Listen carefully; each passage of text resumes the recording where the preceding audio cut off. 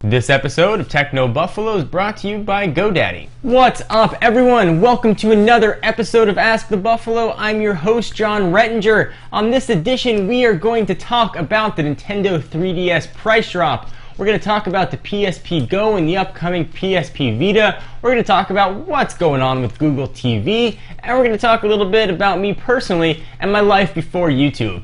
Let's go ahead and get started.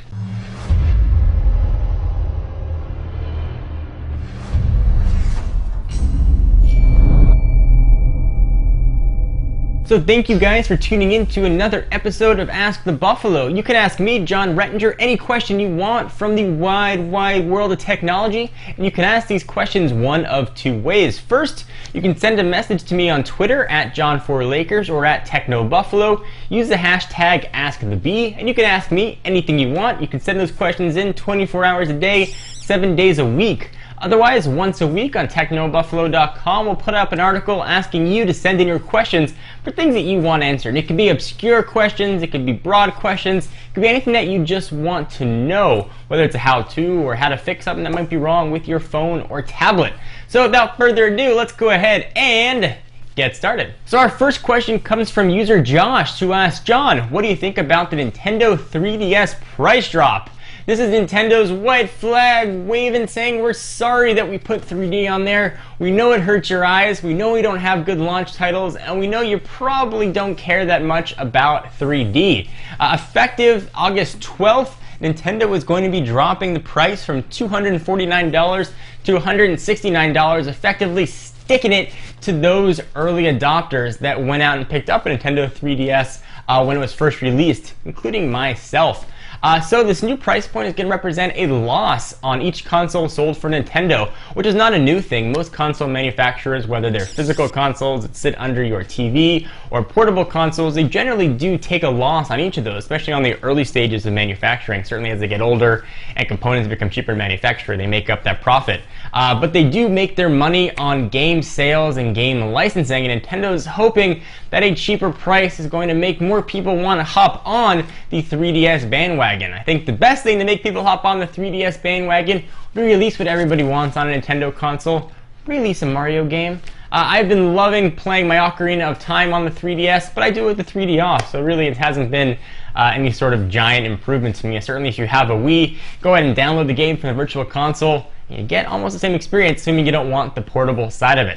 So what do you guys think? Price drop, is it a good thing? Is it a bad thing? Is it a harbinger of very bad things for Nintendo? Curious what you guys have to say. Alright, so our next question comes from Ma-Fa-Thrios, who asks, John, should I get the PSP Go or wait until 2012 for the PS Vita? That question, my friend, is a no-brainer. First of all, PSP Go has pretty much been discontinued by Sony. It was a non-physical media version of the PSP, so you had to download all the games. It had a smaller screen, some cramped controls. It was a slide out. People just didn't like it. Now it's reflected in sales, so Sony has laid down the axe. You can probably get it for a huge discounted price, but don't do it. Don't go for the PSP Go. Wait until the Vita. It's certainly going to come in early, hopefully, 2012. And everything we're hearing looks like it is going to be absolutely awesome. So, viva la Vita. Wait for that one. Our next question is about a topic I haven't talked about in quite a while, Google TV. And it comes from Google TV 25, who asks, should I get a Google TV now? I want a Blu-ray player and heard the Sony Google TV has that. And you can search the web. Should I buy it now or wait till the new one? And when do you think that will be? Thanks. Google TV has been the stepchild of Google. It was launched with giant fanfare. It has a cool new features in it, but it's been sort of languished to a fringe product. Lack of product updates. We've been promised and promised and promised Android App Store, which hasn't been delivered. We've been promised an updates in the OS, which hasn't been delivered.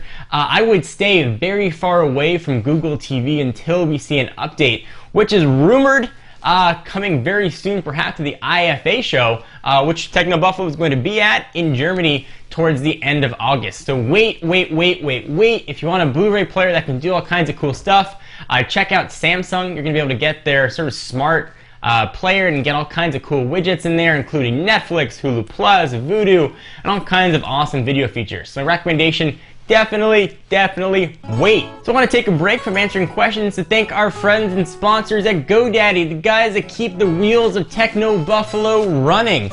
Looking to drive viewers to your video content? Then get a .tv domain name and stand out from the crowd. .tv domain names are perfect for podcast and video bloggers like me or anyone with something to say. They're also available on GoDaddy.com. And remember, you can download GoDaddy's free iPhone, Android, or BlackBerry app to order right away from your phone or manage your domains or more. Check out revision3.com/GoDaddy for a list of all the amazing GoDaddy deals from Revision 3. If you want to get a pretty good deal and show your support for Techno Buffalo, use the code Buffalo1 for 10% off your order. Show your support for us, and you get 10% off your order. Everybody wins. Our next question is a bit on the personal side. It comes from Bob Centinello, who asks, John, what did you do before you became a tech reviewer? Well, I was in marketing. I was running a marketing department for a software development company, and I've mentioned this before, I hated my job. I used to hope I was going to get in a minor car accident, not big enough for someone to get hurt, but maybe I'd hit a stop sign. So I had an excuse not to go, and I sort of looked at what I loved and what I enjoyed, and technology is what I loved and what I enjoyed, and I really tried to find a way to make technology my life. I was very lucky. I was in the right place at the right time. But if you guys have a passion for something, whether it's tech or sports, whatever it might be, pursue it and try and make it your career. If you try and fail, at least you know that you'll have given it your best effort. So that's my advice. Hope you guys enjoyed this episode of Ask the Buffalo. We'll be coming at you every Monday, Wednesday, and Friday with all new Techno Buffalo-ness. I'm your host, John Rettinger. I'll see you in the next video.